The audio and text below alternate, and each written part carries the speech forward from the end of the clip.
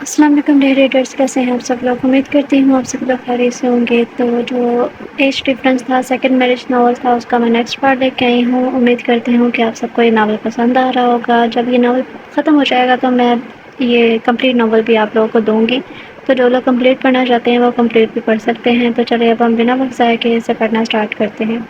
افروز وہ لڑکی کون تھی اور موم وہ آپ سے کیوں ملی؟ ویسے آپ تھے کہاں پر اور اچانک کال کیوں بند کر دی؟ چاہے پیچھے انسان پریشانی کی وجہ سے خال کے حقیقی سے جا ملے، لیکن آپ کو کوئی پرواہ نہیں۔ ایک تو میری نیند خراب کی اور نیند کا چلو خیر ہے، لیکن وہ لڑکی کون تھی؟ کیا وہ میری ہم شکل ہے؟ تالیہ جو بے چینی سے ٹہلتی افروز کے آنے کا انتظار کر رہی تھی، اس کے آتے ہی سوالوں کی بوچھار کر ڈالی۔ اسے سمجھ نہیں آ رہا تھا کہ ہو کیا رہا ہے۔ وہ لڑکی کون تھی جس کی شکل سیم اس کے جیسی تھی؟ افروز نے گہرا سانس لیا اور اپنا کوٹ صوفے پر پھینکتے شرٹ کے بازو کو فولڈ کرنے لگا۔ میں نے کچھ پوچھا ہے افروز؟ وہ جو اس کے جواب کا انتظار کر رہی تھی، اس نے چڑ کر کہا۔ اچھا تمہارے سوال ختم ہو گئے اور تمہارے کس سوال کا جواب دوں میں پہلے؟ افروز نے بیٹھتے ہی اسے سنجیدگی سے دیکھتے پوچھا۔ تم نے جتنے سوال کیے ہیں مجھے تو بھول گئے ہیں، چلو دوبارہ سے شروع ہو جاؤ، ایک ایک کر کے سوال پوچھو۔ افروز نے پیچھے ٹیک لگاتے کہا۔ آج وہ بہت زیادہ تھک گیا تھا کیونکہ آج بہت زیادہ کچھ ہوا تھا۔ تالیہ نے خاموش نظروں سے اسے دیکھا اور وہاں سے چلی گئی۔ افروز نے حیرانگی سے اسے جاتے دیکھا۔ کیا میری بات بری لگی؟ لیکن میں نے تو کچھ کہا نہیں، افروز نے جاتے ہی خود سے سوال کیا۔ یہ لڑکی بھی عجیب ہے، اس کے کچھ سمجھ نہیں آتی کب کیا کر جائے۔ وہ سوچتی ہی آنکھیں موند کیا تھا۔ اب اسے بیٹھے کچھ دیر ہی گزری تھی جب تالیہ کی آواز پہ اس نے آنکھیں کھولی، جو کافی کا مگ لی اس کی طرف بڑھائے کھڑی تھی۔ پہلے تو حیران ہوا، پھر اس کے چہرے پر مسکراہٹ آ گئی۔ مطلب کہ محترمہ کو احساس ہے۔ اسی بات نے افروز کو خوش کر دیا تھا۔ اس نے کافی کا مگ لیتے اسے اپنے پاس بیٹھنے کا اشارہ کیا۔ جس لڑکی کو تم نے دیکھا اس کا نام تمکنت ہے۔ تمکنت نام پر اسے کچھ یاد آیا تھا۔ جس لڑکے سے وہ ملی تھی وہ بھی تو اسے تمکنت سمجھ رہا تھا۔ تمکنت تمہاری جڑواں بہن ہے۔ اور پھر آہستہ آہستہ اسے جو معلوم تھا وہ بتاتا چلا گیا۔ وہ منہ کھلے بے یقینی کے عالم سے سن رہی تھی۔ تم جس انسان سے ملی وہ پیام خان زادہ تھا، تمکنت کا ہونے والا شوہر۔ کسی وجہ سے ان کی شادی نہیں ہوئی، لیکن اب نکاح ہو چکا ہے۔ تمہیں یہ سب کس نے کرنے کا کہا یہ معلوم نہیں، لیکن یقیناً اس کے پیچھے کوئی نہ کوئی بڑی وجہ ہوگی۔ آپ پیام خان زادہ کو کیسے جانتے ہیں؟ کچھ دیر کی خاموشی کے بعد تالیہ نے پوچھا تھا۔ وہ میرا بچپن کا دوست ہے، دوست کم بھائی زادہ ہے۔ تمکنت کو میں بچپن سے جانتا ہوں، وہ پیام سے محبت کرتی ہے۔ جب میں نے تمہیں دیکھا تو مجھے لگا تمکنت ہی ہو تم، لیکن تم سے بات کر کے اندازہ ہوا تم دونوں میں زمین آسمان کا فرق ہے۔ گڑیا سمجھدار ہے جبکہ تم اس کے برعکس ہو، افروز نے آخری بار شرارتی لہجے میں کہی تھی، لیکن تالیہ نے اس کی بات پر دھیان نہیں دیا۔ آپ کو کیسے پتہ چلا کہ میں موم کی سگی بیٹی نہیں ہوں؟ تالیہ نے اس وقت سنجیدہ تھی۔ تم جب مجھے ملی اس سے کچھ دن بعد ہی میں تمہارے بارے میں سب کچھ معلوم کروا لیا تھا۔ یہ کہتے ہی افروز نے اسے نمرہ بیگم کی نکاح والی بات بھی بتا دی۔ وہ اتنا کیسے گر سکتی ہیں؟ اس لیے ان کو میری تکلیف کا احساس نہیں تھا، اس لیے ان کو فرق نہیں پڑتا تھا میں چاہے جیوں یا مروں۔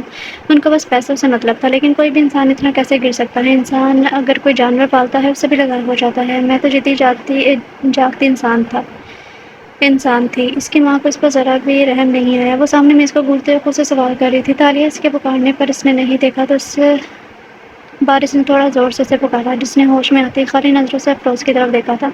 اس کی آنکھوں میں پہلی بار تکلیف دیکھ کر افروز کا اپنا دل بے چین ہوتا محسوس ہوا تھا۔ سگی ماں چاہے جیسے بھی ہو، وہ کبھی بھی اپنی اولاد کا برا نہیں چاہتی، اور اگر تم اس عورت کی وجہ سے پریشان ہو تو وہ تمہاری ماں تھی ہی نہیں تو کیسے یہ احساس کرتی؟ اس عورت نے اپنے شوہر کی پرواہ نہیں کی جو اس سے محبت کرتا تھا۔ اسے پیسوں اور خود سے محبت ہے، اور جو ہوتا ہے اس میں کوئی نہ کوئی ہمارے لیے بہتری چھپی ہوتی ہے۔ دیکھو اس میں بھی تمہارے لیے بہتری چھپی ہے۔ تم اپنی بہن سے ملو گی اور وہاں جو فیملی ہے تمہیں بہت پیار دے گی۔ افروز دھیمے لہجے میں سے سمجھا رہا تھا۔ وہ جانتا تھا جو سچائی سے پتہ چلی ہے اسے ہضم کرنا تھوڑا مشکل ہے اور وقت لگے گا، لیکن پھر بھی وہ اپنی باتوں سے تھوڑا ہی صحیح لیکن اس کی پریشانی دور کرنا چاہتا تھا۔ میں آپ کے دوست سے معافی مانگنا چاہتی ہوں۔ تالیہ نے افروز کو دیکھتے کہا۔ تم اپنی بہن سے ملنا نہیں چاہتی؟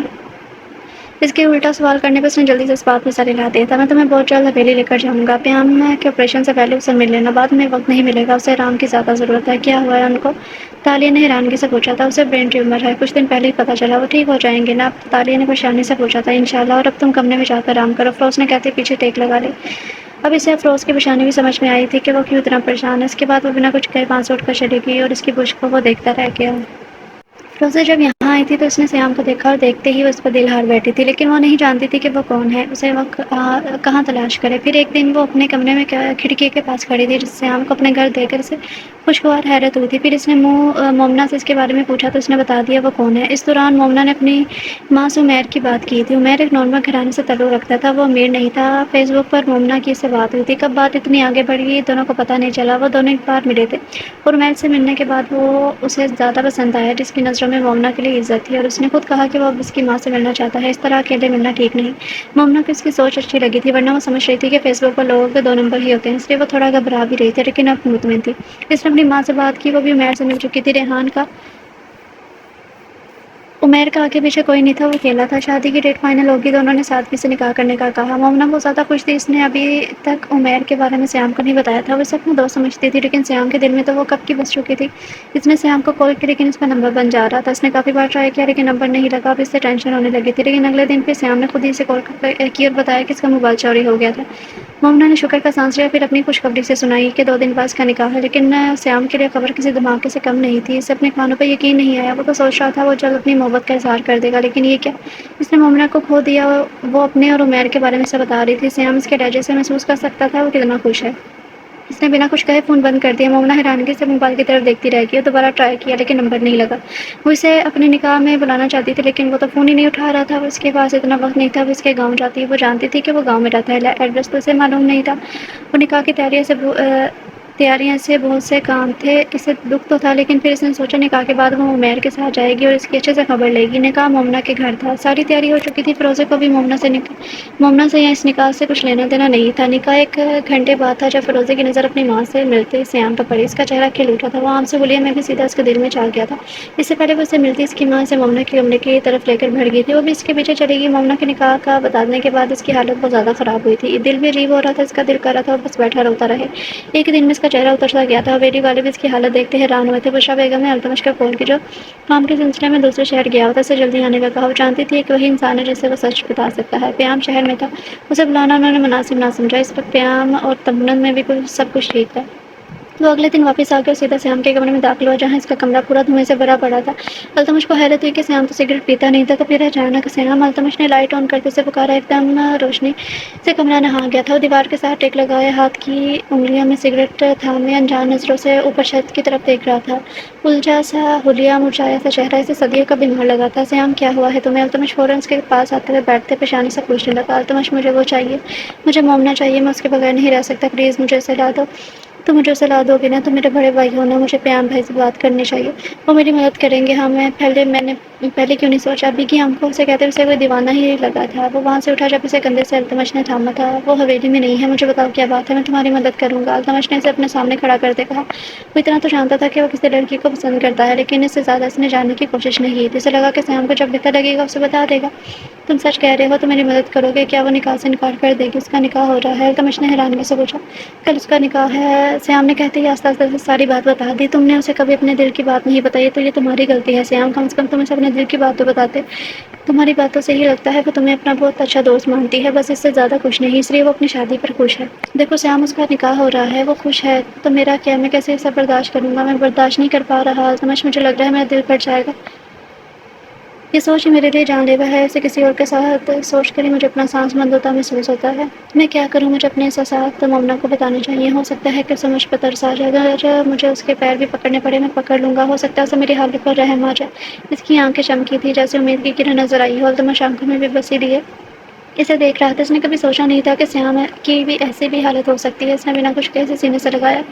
تم نے کچھ کھایا؟ نہیں التمش، مجھے پہلے مومنہ سے بات کرنی ہے، کھانا میں بعد میں کھا لوں گا۔ التمش پیچھے ہوا، گہرا سانس لیا تھا۔ اگر تم نے کھانا نہیں کھایا تو میں تمہیں کمرے میں بند کر دوں گا اور حویلی سے باہر جانے نہیں دوں گا، پہلے تمہیں میرے ساتھ نیچے چلو گے اور کھانا کھاؤ گے۔ التمش نے 2 ٹوک الفاظ میں کہا۔ وہ کچھ دیر سوچتا رہا پھر مان گیا۔ التمش جانتا تھا آگے کیا ہونے والا ہے۔ سیام کی حالت دیکھ پریشان ہو گیا تھا۔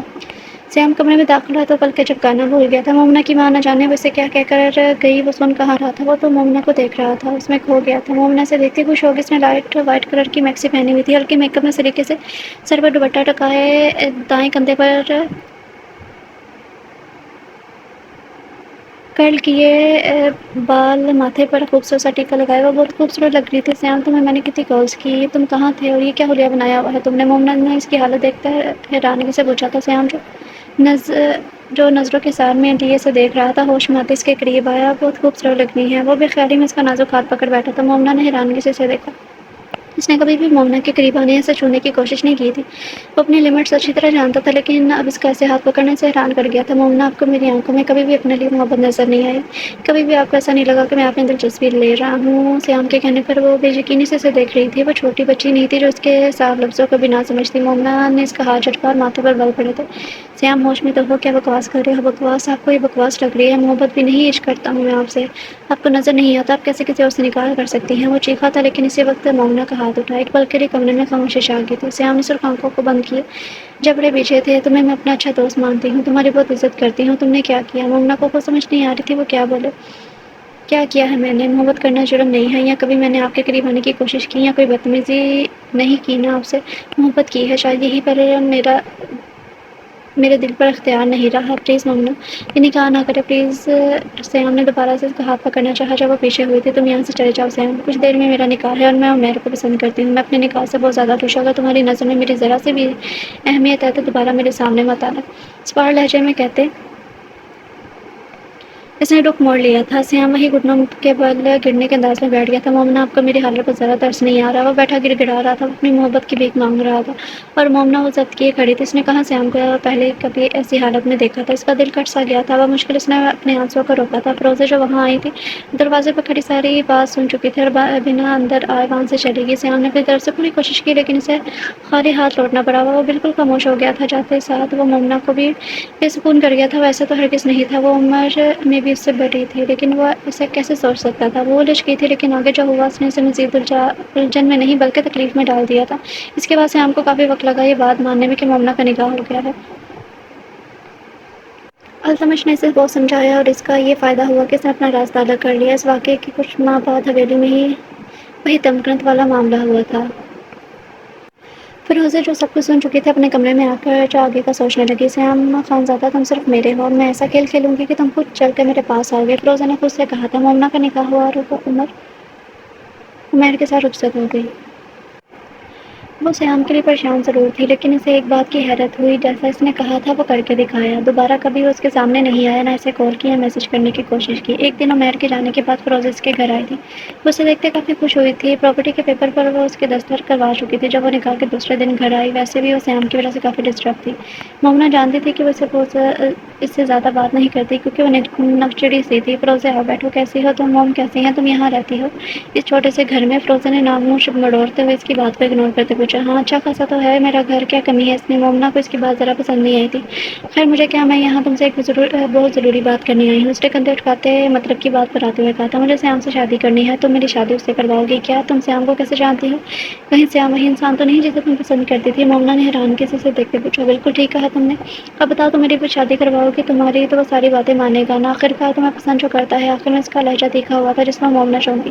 کیا مطلب ہے تمہاری بات کا؟ مومنہ نے گھورتے ہوئے پوچھا۔ پسند جو کرتا ہے وہ تمہیں؟ ویسے تم نے سیام جیسے امیر لڑکے کو چھوڑ کر عمیر جیسے کنگال آدمی سے شادی کیوں کی؟ اس کی بات پر مومنہ کو غصہ آیا تھا۔ کیونکہ میں تمہاری جیسی نہیں ہوں اور میں تمہاری کوئی مدد نہیں کر سکتی۔ سیام کا نمبر بن جا رہا ہے نا، میں اس کے گھر کے بارے میں جانتی ہوں، نہ ہی کسی اور چیز کے بارے میں۔ مومنہ نے صاف انکار کیا تھا۔ میری جیسی سے کیا مطلب ہے تمہارا؟ عقل مند کے لیے اشارہ ہی کافی ہوتا ہے، اور اب تم یہاں سے جا سکتی ہو۔ مومنہ نے کہتے ہی اپنی جگہ سے کھڑی ہوگی۔ سیام کا گھر اسے میں تلاش کر لوں گی، لیکن پھر تمہیں اور اسے میرے لیے راضی کرنا ہوگا۔ فیروزہ نے کھڑے ہوتے جیسے وہ حکم سنایا تھا۔ وہ اتنا جانتی تھی کہ اگر مومنہ سیام سے کہے گی تو اس کی بات پر مان کر اسے شادی کر لے گا، کیونکہ وہ اتنا تو جان گئی تھی کہ سیام اس کے علاوہ کسی کی بات نہیں مانے گا، اور اگر میں انکار کر دوں تو اپنی شادی کے ایک ماہ بعد تم بیوہ نہیں ہونا چاہو گی۔ فیروزے کی بات پر اس نے تڑپنے سے دیکھا تھا۔ تمہاری ہمت کیسے ہوئی ایسا بولنے کی؟ بھی تمہاری گھٹیا حرکتوں سے میں اچھی طرح واقف ہوں۔ باہر تمہارے کتنے بوائے فرینڈ تھے مجھے اچھے سے معلوم ہے، اور یہ سب جانتے ہوئے بھی میں سیام کی زندگی خراب نہیں کر سکتی۔ اگر تم نے کچھ بھی کرنے کی کوشش کی تو دیکھنا میں تمہیں زندہ نہیں چھوڑوں گی، مومنہ نے سر لہجے میں کہا تھا۔ فیروزے ہنس پڑی تھی۔ ویسے میرے پاس پلان بی بھی ہے، لیکن میں نے سوچا کہ تم میرا کام آسان کر دو گی، لیکن خیر تمہاری مرضی، اب میں اپنی مرضی کروں گی۔ وہ کہتے ہی وہاں سے چلی گئی تھی۔ مومنہ ابھی بھی وہیں کھڑی سے جاتے دیکھ رہی تھی جسے وہ ہلکا لے رہی تھی۔ اسے نہیں معلوم تھا کہ اس کی زندگی خراب کرنے والی ہے۔ وہ اچھی طرح فیروزے کی بری عادات سے واقف تھی۔ ایسے ہی دن گزرتے گئے۔ فیروزے کی طرف سے بھی جب کوئی خبر نہیں آئی تو وہ بھی مطمئن ہو گئی تھی، لیکن ایک دن جب اسے پتہ چلا کہ وہ ماں بننے والی ہے، اس نے سوچا وہ عمیر کو سرپرائز دے گی۔ اس دن وہ تیار ہوئی، کھانا بنایا، وہ دونوں بہت خوش تھے اور خوشحال زندگی گزار رہے تھے، لیکن فیروزے جیسی لڑکی کے ہوتے ہوئے مومنہ کیسے خوش ہو سکتی تھی؟ اس دن عمیر زندہ تو نہیں بلکہ اس کی لاش گھر واپس آئی۔ اس کا دوست اس کی لاش کو گھر لایا تھا جس کا شدید ایکسیڈنٹ ہوا اور موقع پر ہی جان سے ہاتھ دھو بیٹھا، اور یہ سب کسی اور نے نہیں بلکہ فیروزے کا کیا دھرایا تھا، کیونکہ مومنہ نے اس کی بات نہیں مانی۔ مومنہ پر تو قیامت ٹوٹ پڑی تھی۔ اس کی ماں نے اسے سنبھالا جب اس کے موبائل پر فیروزے کا میسج آیا تھا۔ کہا تھا نا میری بات مان لو، اب تم کچھ نہیں کر سکتی، اور ہاں میں خود ہی سیام کو حاضر کر لوں گی۔ دوسرا، میں تمہیں شکریہ بولنا چاہتی ہوں اپنی یہ ساری جائیداد میرے نام کرنے کے لیے۔ کسی انجان نمبر سے میسج آیا اور وہ اچھی طرح جانتی تھی کہ کس کا نمبر ہے۔ مومنہ نے موبائل دیوار میں دے مارا تھا۔ اس کی ماں نے بمشکل سے سنبھالا تھا، وہ بھی اپنی بیٹی کے لیے دکھی تھی، لیکن وہ ایسا نہیں چاہتی تھی کہ مومنہ شوہر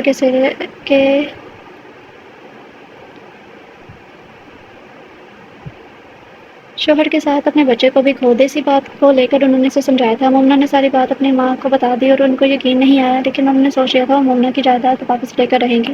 مومنہ سچ میں کچھ نہیں کر سکتی تھی، اس کی بہن اس حد تک گر جائے گی اسے معلوم نہیں تھا، لیکن اپنے بیٹے کی خاطر اسے زندہ رہنا تھا۔ آہستہ آہستہ وقت گزرتا گیا۔ فروز 1 سال کے لیے واپس چلی گئی تھی۔ جب وہ واپس آئی تو اس نے پھر سے سیام کے بارے میں سب معلوم کروایا۔ باہر وہ اس لیے گئی تھی کیونکہ جس لڑکے کے ساتھ وہ ریلیشن میں تھی اس کے بچے کی ماں بننے والی تھی۔ باہر جا کے اس نے ابارشن کروا لیا۔ یہاں رہ کر وہ کسی کو شک نہیں ہونے دینا چاہتی تھی اور دوبارہ سے پہلے جیسی ہی ہوتی واپس آ گئی تھی۔ جب اسے پیام خان زادہ کا پتہ چلا، ویسے تو پیام سیام سے زیادہ ہینڈسم تھا، لیکن اس کا دل تو سیام پر آیا تھا۔ وہ چاہتی تو سیام کو سیدھا جا کر بھی شادی کا کہہ سکتی تھی، لیکن اس نے سیام کی آنکھوں میں مومنہ کے لیے عشق دیکھا تھا۔ وہ جانتی تھی کہ چاہے کچھ بھی ہو جائے وہ کسی اور سے شادی نہیں کرے گا، اس لیے اس نے پیام کے آفس میں جاب شروع کی اور اس کے قریب ہونے کی کوشش کی تھی۔ اس کا ارادہ پیام سے شادی کے بعد کچھ دیر اس کے ساتھ رہے گی، یہ ظاہر کرے گی کہ وہ اسے خوش ہے، پھر پیام کو مروا کر مظلوم بنے گی اور حویلی والوں کے دل میں خیال ڈال دے گی وہ اکیلی ہے تو وہ پھر سیام سے اس کی شادی کر دیں گے، کیونکہ اس نے سنا تھا گاؤں میں ایسا ہی ہوتا ہے، بھائی کی بیوہ کی شادی وہ کہیں باہر نہیں کرتے بلکہ دوسرے بھائی سے کر دیتے ہیں۔ لیکن پھر اسے پتہ چلا کہ پیام تمنت کے عشق میں ڈوبا ہوا ہے۔ پھر اس نے اپنا دماغ چلایا۔ وہ جب واپس آئے تو اس نے کلب میں ایک لڑکی کو دیکھا، لیکن جب اس نے تمنت کو دیکھا تو اسے دیکھ کر حیران ہوئی کہ دونوں کی شکلیں ایک جیسی ہیں۔ جب تمنت تھی پیام اس سے شادی نہیں کر سکتا تھا، اس لیے پہلے اسے راستے میں سے ہٹانا تھا، اس لیے وہ تالیہ سے ملی اور شاید اس کی قسمت اچھی تھی کہ اسے بھی پیسوں کی ضرورت تھی۔ حویلی میں ایک انسان تھا جو اس کی مدد کر رہا تھا اور اس کی مدد سے وہ اپنے پلان میں کامیاب بھی ہوئی۔ اس طرح اس نے سیام کی ریپوٹیشن بھی خراب کی تاکہ بعد میں وہ اس سے بھی فائدہ اٹھا سکے۔ وہ اپنی شادی دماغ کو اچھے سے چلا رہی تھی، سب کچھ پلان کے مطابق چل رہا تھا۔ پیام کے ساتھ نکاح میں اسے 6 ماہ ہوئے تھے۔ وہ سوچ رہی تھی کیسے کیسے اسے گاؤں جانے کا کہے، کیونکہ پہلے وہ کہہ چکی تھی اسے گاؤں پسند نہیں۔ فروزہ نے کبھی اس کی فیملی کے بارے میں زیادہ نہیں پوچھا، اس لیے پیام نے بھی اسے نہیں بتایا۔ وہ زیادہ وقت گھر سے باہر ہی رہتا تھا اور فروزہ نے اپنی ماں کو بھی ساتھ رکھا تھا، اسے سختی سے منع کیا تھا کہ وہ مومنہ سے نہیں ملے گی ورنہ اسے بھی مار دے گی۔ جب انسان ایک بار گناہ کرتا ہے تو دوبارہ کرنے سے پہلے خیال تو آتا ہے کہ یہ غلط ہے، لیکن شیطان اس وقت اکسا رہا ہوتا ہے یہ ٹھیک ہے، پھر اسے مزہ آنے لگتا ہے اور وہ بھول جاتا ہے کیا اچھا ہے کیا برا۔ فروزہ نے جب عمیر کا ایکسیڈنٹ کروایا بہت گھبرا رہی تھی، لیکن بعد میں گناہ کرنے کی لت لگ گئی، اب اسے احساس نہیں ہوتا تھا۔ اب وہ اپنی منزل کے بہت قریب تھی، اس کی یہ سوچ تھی کہ اگر کوئی اس کے پیار کے درمیان ہے تو جان سے جائے گا، اور وہ تو خوش تھی کہ پیام کی بیماری کا سن کر اس کا کام آسان ہو گیا تھا۔ تمنت پیام کے پیچھے ہی اس کے کمرے میں داخل ہوئی تھی۔ حقیقت جاننے کے بعد وہ چپ سی ہو گئی تھی، سر جھکائے پیام کے پیچھے چل رہی تھی۔ اسے سمجھ نہیں آ رہا تھا کہ کس طرح کا رد عمل پیش کرے۔ اس کی جڑواں بہن، اس کی ماں نے اس کی بہن کو بیچ دیا اور اب وہ اسے اپنے کسی مطلب کے لیے اس کے پاس آئی تھی، اور مزید کون سی حقیقت جاننی تھی۔ اس سے پہلے پیام موڑتا اسے کچھ کہتا بشرا بیگم بھی کمرے میں آئی تھی۔ بی جان آئی ہیں، پیام نے ان کو دیکھتے نرم لہجے میں کہا تھا تو وہ بیڈ کے کنارے بیٹھ گئی۔ تم دونوں بیٹھو، مجھے کچھ بتانا ہے۔ وہ پوری طرح سنجیدہ تھی۔ تمنت ان کے سامنے اور پیام صوفے پر کچھ فاصلے پر بیٹھ گیا تھا۔ ابھی بھی کچھ جاننا ہے تمنت؟ میں تمہیں یہ بات کبھی نہ بتاتی اگر ضرورت نہ پڑتی، بشرا بیگم نے اس کے ہاتھوں کو تھامتے ہوئے نرم لہجے میں پوچھا تھا۔ دیکھو بیٹا، حقیقت جو بھی ہے، تم حویلی کی بیٹی ہو، مجیب کی لاڈلی بیٹی اور ہمیشہ رہو گی۔ پیام نہ سمجھی اپنی ماں کو دیکھ رہا تھا۔ بشرا بیگم نے گہرا سانس لیتے آہستہ آہستہ ساری بات بتاتی چلے گی۔ تمنت کو یہ سن کر اتنی حیرانگی نہیں ہوئی۔ ہاں، اگر نمرا یہاں نہ آئی ہوتی تو ضرور دکھ ہوتا، لیکن اس کی حقیقت جاننے کے بعد وہ افسردگی سے ہولے سے مسکرا پڑی تھی۔ اچھا ہوا مجیب اسے حویلی لے آیا، لیکن مجیب اس کا سگا باپ نہیں تھا۔ اس کے سگے ماں باپ نہ جانے کون تھے، لیکن وہ تو اس دنیا میں نہیں تھے، لیکن مجیب نے اسے اپنی سگی بیٹی کی طرح پیار کیا تھا۔ اب اسے سمجھ آیا کیوں آغا جان کا رویہ ایسا تھا۔ بیٹا دیکھو، اس سے فرق نہیں پڑتا تمہارے اصل ماں باپ کون ہیں، تو میری بیٹی ہو اور اب تو میری بہو بھی ہو۔ میں نے سوچا ہے بڑی ماں سے بات کرتی ہوں اور تمہاری بہن کو بھی یہیں لے آتے ہیں، وہ بھی ہماری ذمہ داری ہے۔ اللہ بھلا کرے افروز کا، جس نے اس بچی کی جان کے ساتھ عزت بھی بچا لی اور اپنے پاس رکھا۔ وہ مجھے پیام کی طرح ہی عزیز ہے، اور اس کے بعد تو اس نے ہم سب پر اتنا بڑا احسان کیا ہے۔ بشرا بیگم بول رہی تھی اور وہ سر جھکائے سن رہی تھی۔ میں چلتی ہوں، اس کے ماتھے پر بوسہ دیتے ہوئے وہاں سے اٹھ کر چلی گئی تھی، کیونکہ وہ چاہتی تھی کہ پیام اسے سنبھالے، اس لیے حقیقت بتاتے ہوئے وہاں سے چلی گئی تھی۔ پیام گہرا سانس لیتے وہاں سے اٹھا اور تمنت کو بازو سے تھامے اپنے سامنے کھڑا کرتے بنا کچھ بولے اسے سینے سے لگائے سر کو تھپتھپانے لگا۔ اس کا جسم ہولے ہولے کانپ رہا تھا۔ تمنت رونا نہیں چاہتی تھی، لیکن وہ سب سن کے اس کی آنکھیں بہنے کو تیار تھی۔ پیام اس کے دل کی کیفیت سے اچھی طرح واقف تھا۔ اسے نہ پہلے کبھی اس بات سے فرق پڑنا تھا کہ کل وہ اس کے چچا کی بیٹی ہے یا نہیں ہے۔ اسے بس تمنت اور تالیہ کے لیے دکھ ہوا تھا۔ تالیہ نے نہ جانے کیا کچھ برداشت کیا ہوگا۔ تمنت کی تکلیف کا باعث تو وہ خود بنا تھا۔ یہ سوچتے اس نے تکلیف سے آنکھیں مچھی۔ کچھ دیر قریب وہ پیام کے سینے سے لگی روتی رہی تھی۔ اس کے قریب آنے پر اسے تحفظ کا احساس ہوا تھا۔ پیام کے کلون کی بھینی سی خوشبو کو اندر اتارتے ہوئے خود کو پیام کے بےحد قریب محسوس کر رہی تھی۔ اس کے کالے بالوں میں ہاتھ پھیرنے لگا تھا۔ دوپٹہ سر سے اتر کر کندھوں پر آ گیا تھا۔ تھوڑی دیر بعد پیام پیچھے ہوا اور اس کے چہرے کو ہاتھوں کے پیالے میں لیتے ہوئے گویا ہوا تھا جس کا گندمی رنگ سرخ پڑ گیا تھا۔ اس کے پرکشش نقوش اور چھوٹی سی سرخ ناک پیام تو شروع سے اس کا دیوانہ تھا۔ بے اختیار وہ جھکا اور اپنے ہونٹوں کا نرم لمس تمنت کی چھوٹی سی ناک پر چھوڑے پیچھے ہوا تھا جس کا پیام کی چھوٹی سی جساروں پر چہرہ مزید سرخ ہوا۔ اس نے بڑی دلچسپی سے اس کے چہرے کے تاثرات دیکھے تھے۔ تالیہ بھی حویلی آ جائے گی، حقیقت جو بھی ہے مجھے اس سے فرق نہیں پڑتا۔ فرق پڑتا ہے تو صرف تم سے، اس لیے کوئی بھی فضول کی سوچ اپنے دل میں نہ لانا۔ پہلے ہی میری وجہ سے تمہیں بہت تکلیف پہنچی ہے، میں نہیں چاہتا کہ اب مزید کوئی بھی تکلیف پہنچے۔ گہرا سانس ہوا کے ثبوت کرتے ہوئے آنکھیں میچ کیا تھا۔ پیام آپ نے جان بوجھ کر مجھے تکلیف نہیں پہنچائی، میرے خیال سے زیادہ نقصان آپ کا ہوا ہے۔ آج آپ جس بھی حالت میں ہیں اسی وجہ سے ہیں۔ آپ نے اس بات کی زیادہ ٹینشن لی، تمہیں لگتا ہے؟ پیام کے ہونٹ ہولے سے مسکراہٹ میں ڈلے تھے۔ لیکن تمہیں نہیں لگتا کہ مجھے فیروزے سے شادی نہیں کرنی چاہیے تھی؟ پیام نے الٹا اسے سوال کیا۔ اگر آپ اسے نکاح نہ کرتے تو ضد میں وہ اپنی جان دے دیتی، تو یہ بھی آپ برداشت نہیں کر سکتے تھے۔ افروز بھائی سے ساری حقیقت جاننے کے بعد مجھے نہیں لگتا کہ آپ نے کچھ غلط کیا ہے۔ ہم دونوں اپنی اپنی جگہ درست تھے، دونوں کو گمراہ کیا گیا۔ یہ کس نے کیا یہ کوئی نہیں جانتا۔ تو افروز نے میڈم کا برین واش کیا ہے۔ دیکھو تمہیں مجھ پر ترس کھانے کی ضرورت نہیں ہے۔ افروز میرا دوست ہے، وہ میرے بارے میں سب کچھ جانتا ہے، میرے لیے بہت پریشان بھی ہے۔ اس نے جو کچھ بھی تمہیں بتایا یقیناً اس نے مجھے مظلوم ثابت کیا ہوگا، جبکہ غلطی میری ہے۔ میں نے تم پر یقین نہیں کیا۔ پیام نے سنجیدگی سے اسے سمجھانا چاہا تھا، ہاتھ ابھی بھی اس کے چہرہ تھامے ہوئے تھے۔ تمنا نے مسکرا کے اس کے دونوں ہاتھوں پر ہاتھ رکھا۔ انہوں نے کوئی آپ کی طرفداری نہیں کی بلکہ مجھے حقیقت سے آگاہ کیا۔ اور اگر میرے جیسی دکھنے والی لڑکی آپ کے سامنے آ کر کہے گی کہ کچھ بھی کہے گی تو کیا آپ اس پر یقین نہیں کریں گے؟ اور بیچاری بس یہ ثابت کرنا چاہ رہی تھی کہ پیام نے کچھ غلط نہیں کیا، پیام کے سامنے اسے ہی یقین دلانا چاہ رہی تھی۔ عجیب لڑکی تھی، یا محبت انسان کو عجیب بنا دیتی ہے۔ ٹھیک ہے اگر تم کہتی ہو تو مان لیتا ہوں۔ پیام سمجھ گیا تھا کہ بحث کرنا بیکار ہے۔ پیام آپ آپریشن کب کروا رہے ہیں؟ تمنا نے ایک دم سنجیدہ ہوتے پوچھا تھا۔ کس نے کہا میں آپریشن کروا رہا ہوں؟ پیام نے قابل اٹھاتے کھوجتی نظروں سے اسے دیکھتے پوچھا تھا۔ تو کیا آپ آپریشن نہیں کروانا چاہتے؟ تمنت کے دل کو کچھ ہوا تھا۔ پیام ہنس پڑا، جھک اس کے ماتھے پر بوسہ دیتے پیچھے ہو گیا اور جا کر صوفے پر بیٹھتے اس نے اسے اپنے پاس بیٹھنے کا اشارہ کیا۔ تم اسے پیچھا چھڑوانا چاہتی ہو؟ پہلے تو اس کی بات کا مطلب نہیں سمجھی، پھر ایک دم تڑپ پڑی تھی۔ اللہ نہ کرے پیام، آپ یہ کیسے بول سکتے ہیں اور ایسا سوچ بھی کیسے سکتے ہیں؟ اللہ آپ کو لمبی زندگی دے، میں آپ کے ساتھ اپنی پوری زندگی گزارنا چاہتی ہوں۔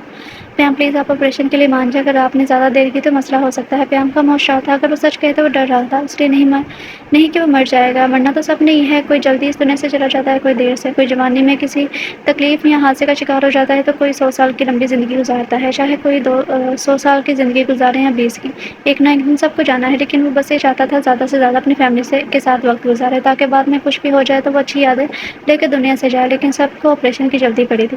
فی الحال میں آرام کرنا چاہتا ہوں تمنا۔ پیام نے وہاں سے اٹھتے ہوئے جیسے بات ختم کی تھی۔ تمنا نے بے بسی سے اسے دیکھا، جتنا آسان وہ سمجھ رہی تھی اتنا آسان تو ہرگز نہیں تھا۔ سیام کو بلا کر لانا، مجھے اس سے ضروری بات کرنی ہے، پیام نے کہا تو وہاں سے اٹھ کر چلی گئی۔ تھوڑی دیر بعد سیام کمرے میں موجود تھا، وہ بھی اب کافی حد تک سمجھ گیا تھا۔ شرمندہ تو وہ پہلے ہی تھا لیکن اب مزید سر جھک گیا تھا۔ سیام سر جھکائے کیوں کھڑے ہو، کوئی پریشانی ہے؟ پیام نے نرمی سے پوچھا تھا۔ نہیں بھائی، اس نے سر اٹھائے کہا تھا۔ شال تمش کہاں ہے؟ کیونکہ وہ تمنا نے اسے بتایا وہ حویلی نہیں ہے، ضروری کام کا بول کر گیا ہے۔ آپ کو کوئی کام تھا؟ آپ مجھے بتا دیں۔ سیام اس کے پاس آتے پوچھنے لگا۔ ہاں لیکن کیا تم کر لو گے؟ فیروزے کو حویلی لانا ہے۔ اس کی بات پر سیام کچھ دیر کے لیے خاموش ہو گیا، کیونکہ وہ پیام کی کال اٹینڈ نہیں کر رہی تھی، اس لیے بھی اسے بھی فکر ہو رہی تھی۔ کیوں نہیں بھائی، یہ کوئی مشکل کام نہیں ہے، سیام نے چہرے پر زبردستی مسکراہٹ لاتے کہا تھا۔ وہ خود بھی اب اسے ملنا چاہتا تھا، جاننا چاہتا تھا کہ آخر وہ چاہتی کیا ہے۔ مومنا کا کیا لینا دینا تھا فیروزے سے؟ ابھی تو اسے پسند والی بات نہیں ہضم ہو پا رہی تھی۔ Are you sure? پیام نے پوچھا تو سیام نے اس بات میں سر ہلا دیا۔ آپ مجھے ایڈریس سینڈ کر دیں، میں ابھی نکلتا ہوں۔ پیام نے سر کو خم دیا اور موبائل پکڑے سے ایڈریس سینڈ کرنے لگا۔ فیروزے میڈم، اب تو میں خود تم سے ملنا چاہتا ہوں، یہ کہتے ہوئے وہاں سے چلا گیا۔ سیام شہر میں پیام کے گھر کے باہر کھڑا تھا جو پیام نے لیا تھا تاکہ فیروزے اور اس کی ماں یہی رہ سکے۔ بھائی کی چوائس تو ہمیشہ اچھی رہی ہے، لیکن نہ جانے فیروزے کے معاملے میں کیا ہو گیا۔ گھر کو دیکھتے منہ میں بڑبڑاتے ہوئے اندر کی جانب بڑھا۔ ملازمہ نے جا کر اس کے آنے کی فیروزے کو اطلاع دی تھی۔ اس کی ماں اپنے کمرے میں آرام کر رہی تھی۔ فیروزے کو یہ سنتے ہی اپنے کانوں پر یقین نہیں آیا۔ اس نے ملازمہ سے دوبارہ پوچھا کہ کون آیا ہے؟ شاید اسے سننے میں غلط فہمی ہوئی ہو، لیکن نہیں، اس نے دوبارہ وہی نام لیا۔ وہ چہرے پر خوشی لیے کمرے سے باہر نکلی تھی۔ اس وقت اس نے بلیک کلر کی ٹکنوں تک آتی ہوئی ڈھیلی ڈالی سی نائٹی پہنی ہوئی تھی جس کا گلا کافی ڈیپ تھا۔ پیام کی موجودگی میں وہ کبھی اس طرح کمرے سے باہر نہیں نکلی، لیکن اب وہ نہیں تھا تو وہ آزاد تھی۔ وہ خوشی سے لہراتی ہوئی نیچے آئی، جہاں سامنے وہ رخ موڑے کھڑا دیوار پر لگی پینٹنگ کو دیکھ رہا تھا۔ بلو جینس پر وائٹ کلر کی ہوڈی میں چہرے پر سنجیدگی لیے ہوئے وہ ہمیشہ کی طرح وجیحا لگ رہا تھا۔ سیام، تم یہاں؟ پیچھے سے آتی فیروزے کی آواز پر وہ ہوش میں آیا اور مڑ کر پیچھے دیکھا تھا۔ تمہارا موبائل کہاں ہے؟ سیام نے سنجیدگی سے پوچھا۔ اوپر کمرے میں۔ وہ تو اسے دیکھ کر حیران ہو رہی تھی کہ سیام خود اس سے بات کر رہا ہے تو بھائی کی کال اٹینڈ کیوں نہیں کر رہی؟ پیام کے ذکر پر اس نے اپنے منہ کے زاویے تبدیل کیے۔ تم یہاں پیام کی بات کرنے آئے ہو؟ تمہیں کیا لگتا ہے تمہاری محبت میں یہاں کھینچا چلا آیا ہوں؟ دائی بیمار ہے۔ اس سے پہلے اوپری بات مکمل کرتا فیروزہ درمیان میں بول پڑی تھی۔ جانتی ہوں تو کیا وہ ابھی تک زندہ ہے؟ اس کی حیرت میں ڈوبی آواز پر ایک پل کے لیے سیام ساکت ہوا، لیکن پھر ہوش میں آتے ہی اسے گردن سے دبوچا تھا۔ وہ اس افتاد پر ایک دم بوکھلا گئی تھی اور سیام کے ہاتھ کو پیچھے کرنے کی کوشش کرنے لگی۔ کیا بکواس کی تم نے؟ تمہاری ہمت کیسے ہوئی بھائی کے بارے میں ایسا سوچنے کی بھی؟ کتنی گھٹیا عورت ہو تم! دوبارہ اگر کوئی بھی ایسی بات کی اپنی زبان پر لائی تو اسی وقت تمہارے ٹکڑے ٹکڑے کر کے جنگلی جانوروں کو کھلا دوں گا، سمجھی؟ ڈھارتے ہوئے وہ کہتی اس کی گردن چھوڑ چکا تھا جو گہرے سانس لیتے خود کو پرسکون کر رہی تھی۔ وہ قہر برساتی نظروں سے اسے دیکھ رہا تھا۔ اس کا بس چلتا اور پیام کا خیال نہ ہوتا تو ابھی سامنے کھڑی عورت کو شوٹ کر دیتا۔ کیا جھوٹ کہا ہے میں نے؟ سچ ہی تو کہا ہے۔ چند دن کا مہمان ہے وہ، مجھے اب اس کے ساتھ نہیں رہنا۔ میں تم سے محبت کرتی ہوں سیام، تم سے شادی کرنا چاہتی ہوں۔ وہ کہتے سیام کے قریب آئی، جس کا صبر جواب دے گیا تھا۔ وہ مزید کچھ بھی اپنے بھائی کے خلاف سننا نہیں چاہتا تھا۔ سیام آگے بڑھا، زوردار تھپڑ فیروزے کے نرم گال پر دے مارا، جس نے اپنے گال پر ہاتھ رکھے بے یقینی سے اسے دیکھا تھا۔ میرے بھائی میں میری جان بستی ہے، اگر تم نے کچھ بھی بکواس کی تو ان کی خاطر میں جان لے سکتا ہوں تو پھانسی پر چڑھنے کو بھی تیار ہوں۔ مجھے تو بھائی پر حیرت ہوتی ہے کہ ترس کھایا بھی تو تم جیسی گھٹیا عورت پر۔ افسوس بھائی کو اس بار پہچاننے میں غلطی ہوگی۔ لیکن سیام نے غضبناک لہجے میں انگلی اٹھائے مزید کہا، اگر تم نے کوئی بھی ایسی حرکت کرنے کی کوشش کی جس سے میری فیملی کو نقصان پہنچا تو تمہارا وہ حشر کروں گا کہ آئینے میں اپنا چہرہ بھی پہچان نہیں پاؤ گی۔ اور جانتی ہو ابھی تک میں نے شادی کیوں نہیں کی؟ کیونکہ میں تمہاری بہن سے محبت نہیں کرتا ہوں۔ اس کے بغیر کسی کے ساتھ زندگی گزارنا میرے لیے ناممکن سی بات ہے۔ اور تمہیں کیا لگا تم مومنہ کو ڈرا دھمکا کر ہم سے دور کر سکتی ہو؟ پہلے تو میں نے اپنے عشق کو اس کی مرضی کے لیے چھوڑا، لیکن اب ایسا نہیں ہے۔ اب اسے میرا ہونے سے کوئی نہیں روک سکتا۔ تمہیں جو کرنا ہے کرو، جتنا گرنا ہے گرو، لیکن اب تمہاری اصلیت جاننے کے بعد تمہیں حویلی کو لے کر جانا تو دور، تم جیسی عورت پر میں تھوکنا بھی گوارا نہیں کرتا۔ سیام کے لہجے میں حقارت تھی جسے صاف فیروزہ نے محسوس کیا تھا۔ اپنے محبوب کی زبان سے اپنے لیے ایسے الفاظ سننا ہم کو لہو لہان کر دیتا ہے۔ وہ اس سے محبت کرتی تھی اور اب تو اس کی ضد بن چکا تھا، لیکن سیام کے الفاظ میں اسے تکلیف پہنچائی تھی۔ اس کی خاطر اس نے اتنا صبر کیا تھا، اتنا سب کچھ کیا۔ وہ اسے حقارت کی نگاہ سے دیکھ رہا تھا، لیکن فیروزہ بیوقوف ایک بات نہیں سمجھ رہی تھی کہ محبت میں زبردستی نہیں چلتی۔ زبردستی کسی کو حاصل نہیں کیا جاتا۔ وہ انسان کو کر بھی لے تو دل میں اس مقام تک نہیں پہنچ پاتا جہاں اسے ہونا چاہیے۔ سیام نے قہر برساتی نظر اس پر ڈالی اور واپس کے لیے مڑ گیا۔ فیروزہ ابھی بھی چہرے پر ہاتھ رکھے کھڑی تھی، زبان کم تھی۔ سیام کے بولے ہوئے الفاظ ہتھوڑے کی طرح اس کے دماغ پہ برس رہے تھے۔ افروز نے تالیہ کا کمرہ نوک کیا اور اندر داخل ہوا۔ ملازمہ نے اسے بتایا کہ اس نے کھانا نہیں کھایا تھا۔ وہ اسے کھانے کے لیے بلانے کے لیے آیا تھا، لیکن اسے سوچ بھی کیسے لیا کہ تالیہ جیسی لڑکی جو ہر وقت کچھ نہ کچھ ٹھوستی رہتی ہے وہ بھوکی رہ سکتی ہے۔ اندر کا منظر کچھ ایسا تھا کہ بیڈ پر پیزا، کچھ سنیکس، کولڈ ڈرنک اور بھی کھانے پینے کی چیزیں پڑی تھیں اور وہ ان چیزوں کے درمیان بیٹھی ان کے ساتھ بھرپور انصاف کر رہی تھی۔ افروز نے کیسے سوچ لیا کہ یہ لڑکی پریشان ہوگی، کیونکہ اسے دیکھ کر تو ایسا بالکل بھی نہیں لگ رہا تھا۔ افروز آپ آئیے نا، آپ بھی پیزا کھائیں۔ تالیہ نے مسکراتے ہوئے کہا، تمہاری طبیعت ٹھیک ہے؟ افروز سے مسکراتے ہوئے چلتا اس کے پاس آیا تھا۔ بالکل، مجھے کیا ہونا ہے؟ میں تو خوش ہوں، مجھے تو خوش ہونا چاہیے، میری بہن مل گئی۔ اور میں خود کو پریشان اس عورت کے لیے کیوں کروں جس نے کبھی میری طرف مسکرا کر نہیں دیکھا۔ اتنی فری نہیں ہوں میں۔ کندھے اچکاتے اس وقت اسے اپنے دل کے قریب محسوس ہوئی تھی۔ اسے تالیہ سے اس قدر عقل مندی کی امید نہیں تھی۔ وہ اس کے سامنے بیٹھ گیا جو بچوں کی طرح پیزا کھا رہی تھی۔ کیچپ اس کے نچلے ہونٹ پر لگا تھا جو افروز کی توجہ کا مرکز بنا۔ افروز نے خود کو کافی روکا کہ وہ کیا سوچ رہا ہے، لیکن پھر دل کے ہاتھوں مجبور ہو کے اس نے اپنا ہاتھ آگے بڑھایا اور انگوٹھے سے اس کے ہونٹ کو صاف کیا۔ اس کے لمس پر وہ ایک دم کپکپا گئے تھے۔ دونوں کی نظریں ایک پل کو ملی تھی۔ آپ میرے ساتھ فلرٹ کرنے کی کوشش کر رہی ہوں؟ اپنے دل پر قابو پاتے گھورتے ہوئے اسے پوچھنے لگی۔ اگر میں کہوں ہاں تو؟ وہ کھڑا تو اس پر جھکا تھا جس نے آنکھیں پھیلائے اسے دیکھا تھا۔ مجھے لگتا ہے آپ کی طبیعت ٹھیک نہیں ہے، وہ بکھلائے ہوئے لہجے میں بولی تھی۔ افروز جو کب سے اپنا قہقہ روکے اس کے چہرے کو دیکھ رہا تھا، زیادہ دیر تک ٹوک نہیں سکا اور پیچھے ہوتے قہقہ لگائے ہنس پڑا۔ تمہارا کچھ نہیں ہو سکتا تالیہ، تم ون اینڈ اونلی پیس ہو، وہ ہنستے ہوئے کہہ رہا تھا۔ تالیہ نے خفگی سے اسے دیکھا تھا۔ بدتمیز، وہ منہ میں بڑبڑائی، اس کا تو دل حلق میں آ گیا تھا۔ چلو باہر آؤ، کافی پیتے ہیں، مسکرا کر کہتے وہاں سے چلا گیا کیونکہ اسے بات کرنی تھی۔ تالیہ اسے جاتے دیکھ رہی تھی، دل 140 کی سپیڈ سے دھڑک رہا تھا۔